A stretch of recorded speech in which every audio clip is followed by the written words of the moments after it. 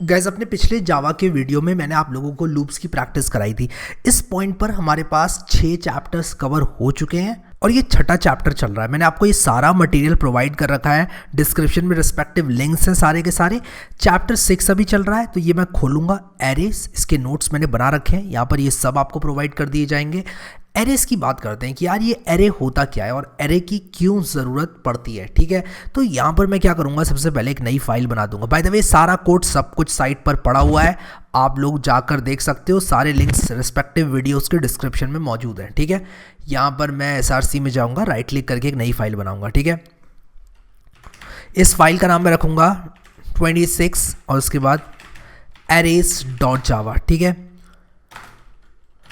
यहाँ पे मैं मेन मेथड ऐड क्यों नहीं हो रहा भाई, हो जा, हाँ हो गया। मेन मेथड मैं यहाँ पर ऐड करूँगा और मेन मेथड ऐड करके यहाँ पर मैं सारा कंटेंट डालूंगा। ठीक है, मान लो मेरे पास एक क्लास है, उसमें क्लास ऑफ 500 स्टूडेंट्स।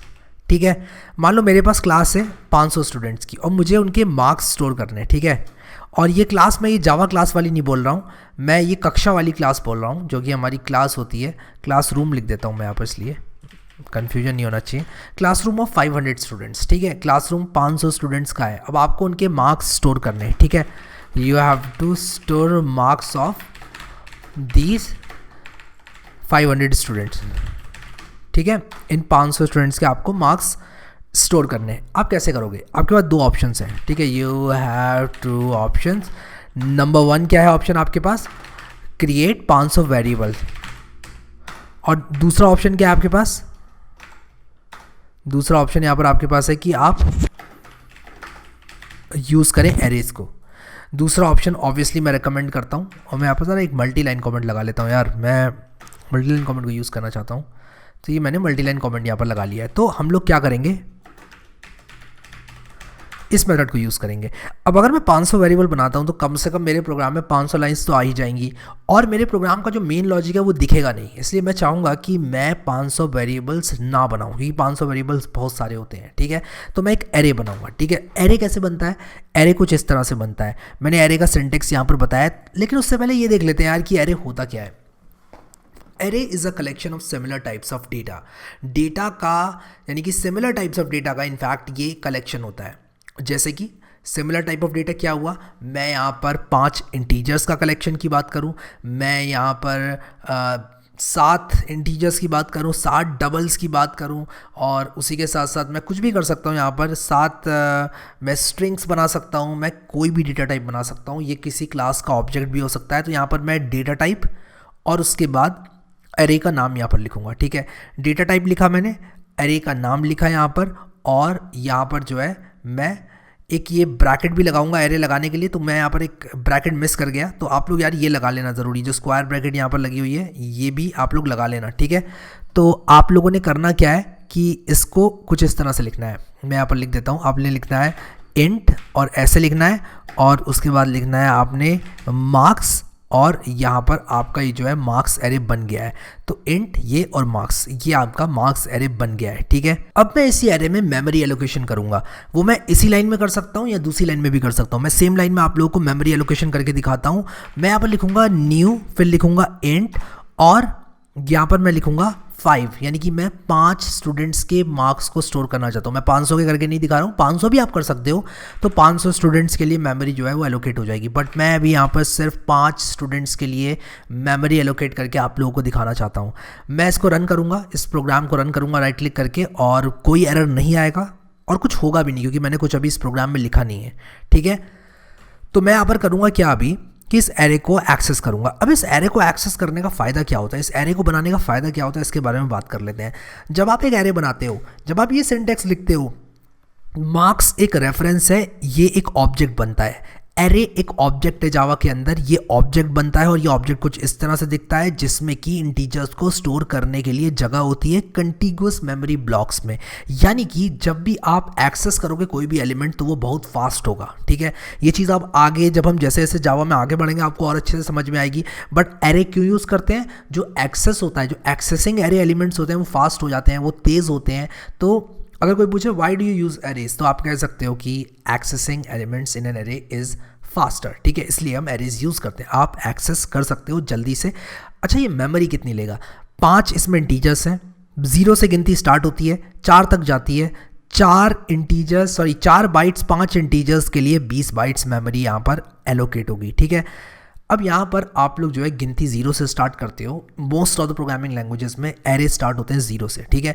0 1 2 3 4, तो ये 0 से स्टार्ट होते हुए 4 तक जाती है और ये 5 एलिमेंट्स हैं। 4 नहीं है, 1 से स्टार्ट होता तो 4 होते, लेकिन ये 0 से स्टार्ट हो रहा है, इसलिए 0 से लेकर 4 तक 5 एलिमेंट्स होते हैं, ठीक है। तो ये एक रेफरेंस है, पॉइंट कर रहा है इस ऑब्जेक्ट में जो कि एक एरे है और आप इस एरे को यूज़ कर सकते हो, ठीक है। तो कलेक्शन होता है सिमिलर टाइप्स ऑफ डेटा का एरे, जिसमें आपको फास्टर रिट्रीवल मिलता है एलिमेंट्स का। आप कोई भी एलिमेंट को बहुत जल्दी रिट्रीव कर सकते हो। अब कैसे करना है रिट्रीव या फिर कैसे करना है स्टोर, कैसे आपको एरे एलिमेंट्स को एक्सेस करना है? तो मैं जब लिखता हूँ मार्क्स 0, तब मैं ये वाले ब्लॉक को एक्सेस कर सकता हूँ। और मैं लिखता हूँ = 100, तो इसके अंदर 100 जो इंटीजर है वो स्टोर हो जाएगा। तो मैं इस तरह से मैं लिख सकता हूँ मार्क्स 0 = 100, और उसी के साथ साथ मैं लिख सकता हूँ मार्क्स 1 = 70 या फिर 60, इसको 70 कर देते हैं। कुछ भी वैल्यू आप स्टोर कर सकते हो, ये आपकी मर्जी है। फिर आप लिख सकते हो यहाँ पर मार्क्स 3 = लेट अस से 90 और मार्क्स 4 = 86, ठीक है। एक बात ध्यान रखना कि एक इंटीजर का एरे है तो यहाँ पर सिर्फ इंटीजर ही आप लोग स्टोर कर सकते हो, ठीक है। तो मैं यहाँ पर इसको रन करूँगा तो ये सारी की सारी वैल्यूज़ जो है इसके अंदर स्टोर हो जाएंगी। लेकिन मैंने अभी अपने एरे को प्रिंट कराया नहीं है, तो मैं एक काम करता हूँ, system.out.println लिख के आप लोगों को मार्क्स 4 प्रिंट करके दिखाता हूँ। मैंने यहाँ पर 4 नहीं किया, तो मैं इसको 4 भी कर देता हूँ। तो मार्क्स 4 क्या है मेरा? 86 है, इसलिए यहाँ पर अभी 86 प्रिंट हो जाएगा। तो एक बार मैंने सारी वैल्यू सेट कर दी, तो मैं यहाँ पर इसको किसी भी वैल्यू को एक्सेस करके उसकी वैल्यू पूछ सकता हूँ क्या है, ठीक है। और उसको ओवरराइट भी कर सकता हूँ। अगर मैं फिर से लिख दूँ मार्क्स 4 = 96, तो मार्क्स 4 जो है वो ओवरराइट हो जाएगा। पहले 86 था, अब 96 हो जाएगा। तो मैं किसी भी एरे आइटम को चेंज भी कर सकता हूँ। एरे के अंदर किसी भी वैल्यू को, किसी भी इंडेक्स की वैल्यू को चेंज भी कर सकता हूँ, ठीक है। तो इस तरह से एरेस काम करते हैं। अभी देखो 96 आ रहा है। अब एक चीज़ आप लोग देखना यहाँ पर, 0 को तो मैं एक्सेस कर पा रहा हूँ, 1 को कर पा रहा हूँ, 2 को, 3 को, 4 को। अच्छा, अगर मैं 5 को एक्सेस करने की कोशिश करूँ तब क्या होगा? देखते हैं, आ जाओ। अगर मैं लिखूँ मार्क्स 5 = 96, मैं इसको रन करूँ तो क्या होगा? हाँ देखो एरर आ गया। क्या कह रहा है? कह रहा है index 5 out of bounds for length 5। कह रहा है यार आपने 5 का एरे बनाया और आप कह रहे हो छठे एलिमेंट को एक्सेस करो। क्या कहना क्या चाहते हो आप? तो बेसिकली जावा ये कह रहा है आपसे, ठीक है। तो ये क्या करेगा? ये एरर थ्रो करेगा, ठीक है। यहाँ पर लिख देता हूँ मैं, थ्रोज एन एरर। ये चीज़ एरर थ्रो करेगी जावा के अंदर, ठीक है। सो इसलिए हमको एरर देखने को मिल रहा है, ठीक है। तो हम लोग सिर्फ उतनी वैल्यूज़ को एक्सेस या फिर सेट करेंगे। यहाँ पर मैं वैल्यू सेट कर रहा हूँ, एक्सेस यहाँ पर कर रहा हूँ, तो मैं सिर्फ उन्हीं वैल्यूज़ को प्रिंट करने की कोशिश करूँगा या फिर एक्सेस करने की कोशिश करूँगा जो कि मैंने एलोकेट करवा रखी है, ठीक है। तो 0 से लेकर 4 तक एलोकेट मैंने करवा रखी है, इसलिए एरर मिल रहा था 5वीं लोकेशन पे। अगर यहाँ पर 6 होता तो 0 to 5 जाता, 0 to n-1 तक जाता है जो एरे की इंडेक्स है वो। और इस तरह से आप लोग एक्सेस कर सकते हो एरे के एलिमेंट्स को, ठीक है। तो एरे क्या होता है? अगर पूछा जाए, एरे हमारे पास कलेक्शन होता है सिमिलर टाइप्स ऑफ डेटा का, और इंडेक्स उसमें 0 से स्टार्ट होती है। और अगर शॉर्ट में बात की जाए तो 3 तरीके हैं हमारे पास एरेज बनाने के। एक तो हमने ऑलरेडी यहाँ पर जो सेकंड वाला था वो देख लिया। ये तो हमने देख लिया कि भाई आप एक ही लाइन में दोनों काम कर सकते हो, ठीक है। ये तो हमने देख लिया, ठीक है। मैं यहाँ पर रखना चाहता हूँ इसको। हाँ, क्या मैं कुछ ऐसे कर सकता हूँ कि यार मैं ऐसे कर दूँ और उसके बाद मार्क्स लिख दूँ और फिर इस चीज़ को कुछ इस तरह से बनाऊँ? हाँ, मैं ऐसे भी कर सकता हूँ। इनको अलग अलग भी लिख सकता हूँ। जैसे मैंने एक ही लाइन में लिखा, मैं इनको अलग अलग करके भी लिख सकता हूँ। तो यहाँ पर क्या होगा? देखो मैंने लिखा हुआ है यहाँ पर कि जब आप इंट मार्क्स ऐसे लिखते हो तो ये डिक्लेरेशन होता है। जब आप मार्क्स =न्यू इंट 5 लिखते हो तो मेमोरी एलोकेशन होता है, ठीक है। तो there are 3 ways to create an array primarily Java के अंदर, और वो तीनों मैंने यहाँ पर लिस्ट डाउन कर दिए हैं। दूसरा वाला हमने बनाया कि यार डिक्लेरेशन भी हो जाता है। आपने एक रेफरेंस बनाया, आप कह रहे हो कि यार मैं एक रेफरेंस बना रहा हूँ और मैं इस रेफरेंस से पॉइंट करूँगा किसी एरे को। कौन से एरे को वो मुझे अभी पता नहीं है। एक बार मैं मेमोरी एलोकेट करूँगा, फिर पॉइंट करा दूंगा इस रेफरेंस को उस एरे से, ठीक है। या फिर उस ऑब्जेक्ट से कहूँगा तो ज़्यादा सही रहेगा, उस ऑब्जेक्ट से। एरे एक ऑब्जेक्ट ही है, ठीक है।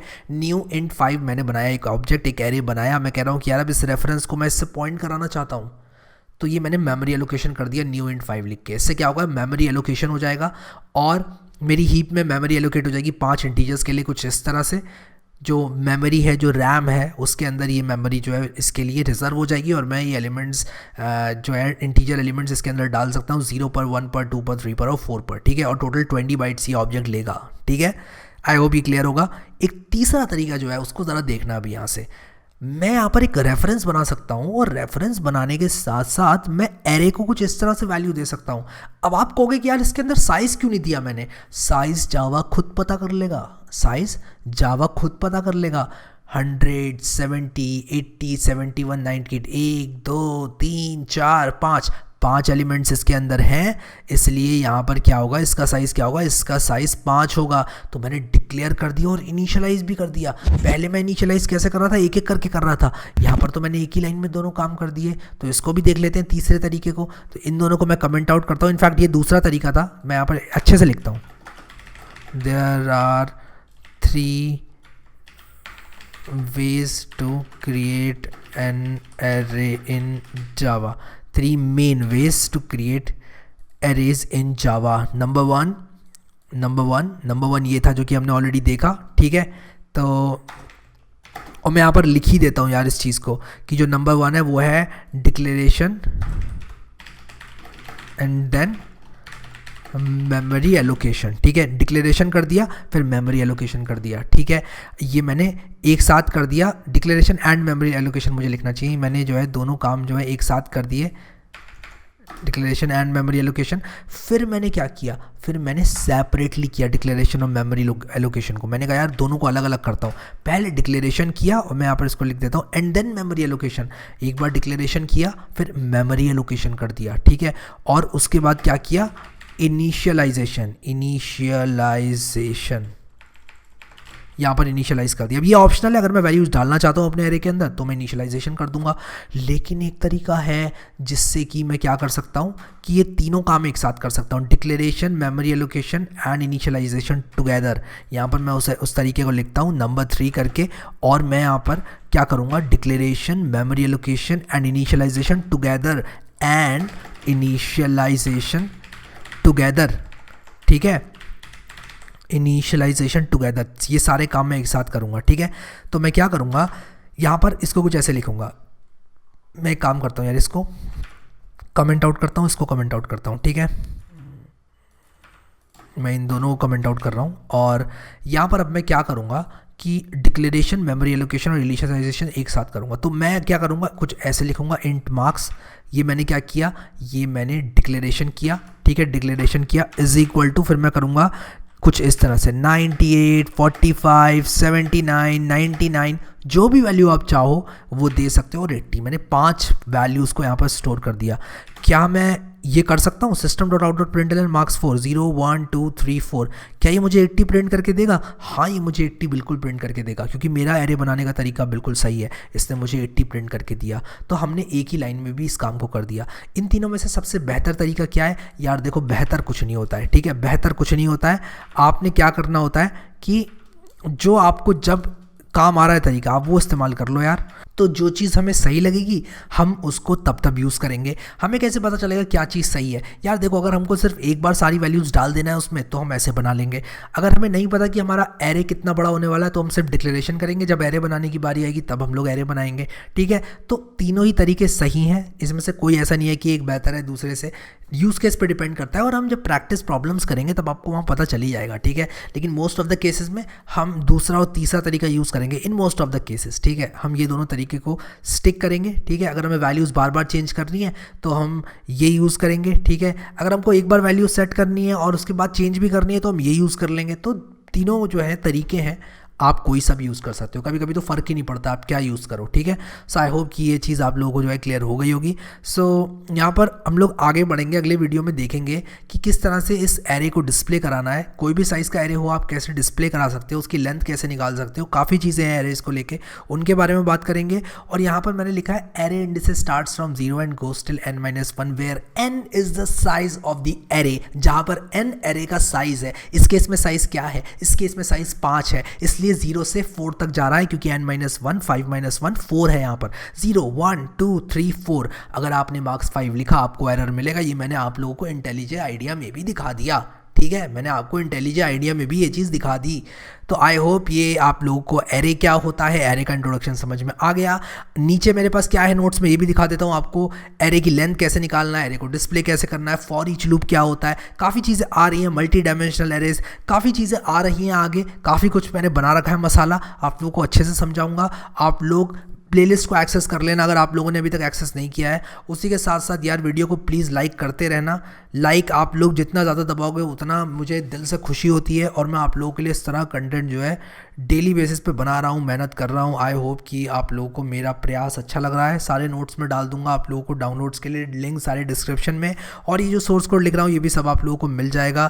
Thank you so much guys for watching this video, and I will see you next time.